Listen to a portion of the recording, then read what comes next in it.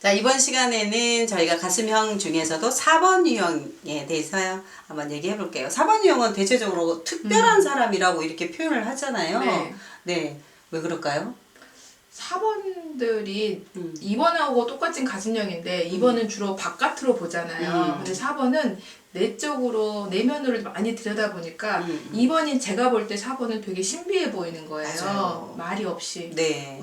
조용해 보이고. 조용해 보이고. 근데 되게 그 때에 따라서 되게 밝은 이미지가 있을 때도 있어요. 그러니까 얘네들은 ENFP인가 INFP인가 헷갈릴 때가 있거든요. 본인 자신도 잘 몰라요. 그래서 내가 4번 유형이어도 난 4번 유형이 아닌 것처럼 느껴지는 경우가 4번 유형들한테 많습니다.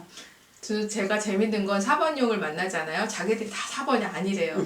근데 7번들이 와서 저 4번인 것 같아요. 그럼 제가 4번이라고 우기시는 거 보니까 4번이 아니네요. 막 이러거든요. 실제로. 4번 유형들은 대체적으로 약간 독특하신 분들이 많아요. 저는 이제 학교 현장에서 보면 아이들 보면요. 되게 그 묘한 매력이 흐르는 아이들, 그리고 뭔가 예술적인 그런 신비한적인 눈을 갖고 있잖아요. 그래서 독창적이고 특별해 보이고 뭔가 나는, 그러니까 아웃사이더, 자기 스스로가 나를 아웃사이더로 만드는 그런 경우도 있거든요.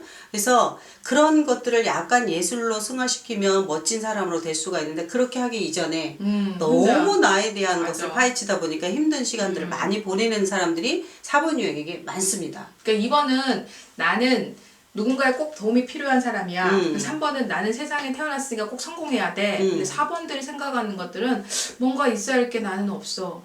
다른 사람들은 다 있는데 나만 없어. 이런 생각을 가지고 있는 분들이 4번들이 가지고 있는 기본 생각들이에요. 그리고 4번 유형들 가슴형의 시제가 과거잖아요. 근데 특히 4번 유형은 시제가 과거에 많이 머물러 있어요. 그래서 과거에 받았던 상처에 굉장히 많이 이 포커싱이 맞춰 있다 보니까 사소한 거에도 그걸 마음에 담아 있고, 그러다 보니까 자기를 자꾸 들여다보는 거예요. 그러니까 자기 성찰 능력이 뛰어나 보이는 것 같지만, 이거를 좀 긍정적으로 해석하면 좋겠지만 대체적으로 부정을 끌어안다 보니까 조금 뭔가 웅크러들고 좀 사람들과 좀 거리를 두기도 하고 뭔가 좀 묘한 모습의 그런 그림으로 아닌 글로 이런 거를 좀 표현해내는 그런 사람들이 그렇죠. 좀 많죠. 승화시키면 훨씬 더 멋있는데 이분들은 약간 모든 일들이 다 자기 걸로 해석이 되는 거예요. 맞아요. 자기 일로. 그러니까 방어 기제 중에 투입이라고 그러잖아요. 다 이거 내 탓인가? 나 때문인가? 이런 생각들을 좀 많이 하니까. 그래서 좀 예술적인 분들이 그래서 예술적인 게 되지 않을까? 내 세계로 끌어들였잖아요, 전부 다. 저 같은 경우 이건 다 바깥으로 나가야 되는데. 그래서 그런 것 같아요. 그래서 이 4번들하고 같이 다니면 되게 예술적인 눈이 있으니까 옷 고르는 눈, 신비한이 되게 있어요. 그쵸. 개성적이고. 저 평범한 옷은 되게 싫어합니다. 그리고 저 어떤 아시는 분은요, 똑같은 누군가가 옷을 입고 갔을 때 바로 갈아입으러 들어갑니다. 근데 저는 이제 동질감이 있어서 좋다라고 표현할 수도 있는데, 그들은 나하고 이렇게 좀 똑같은 옷을 입는다 그러면 별로 마음속에 좋아하진 않아요. 건강하지 않은 사람은. 저희 딸이 좀 4번 유형이 아주 깊은 아이가 있거든요. 그래서 약간 좀 현실을 자각하자. 이 친구들은 현실의 발을 딛고 있지 않아요. 그러니까 현실의 발을 딱 딛고, 그리고 이 보고 있는 이 거울을, 나를 보고 있는 걸 밖을 향해서 봤을 때 건강해질 수가 있는데, 현실에 발 딛지 않고 늘 항상 뭔가의 그 부족함을 찾아 생각을 하고 이런 경향들이 좀 많죠. 그러면 선생님 큰딸 같은 경우 4번 유형이었으면 그 정서적인 강도가 엄청 높잖아요. 네네. 4번이. 그랬을 때 선생님은 또 8번이니까 정서를 많이 안 썼을 거 아니에요. 그랬을 때 양육했을 때 선생님도 힘들고 또 딸도 조금 힘들었을 그런 부분이 있었을 것 같아요. 저는 힘들지 않다고 생각을 했죠. 딸만 힘든가? 나중에 이제 이 아이가 성장한 이후에 이제 그런 것들을 얘기를 했을 때 제 가슴에 비수가 꽂혔죠. 그래서 저는 그래서 이제 애니어그램 공부하면서 우리 딸을 더 많이 이해하게 됐고, 그리고 아마도 우리 딸이 이걸 또 볼 수도 있는데, 지금도 많이 이해는 하고 있지만 그 겉으로 이렇게 제가 표현을 하지는 않았기 때문에 마음을 좀 알아줬으면 좋겠다, 따님아.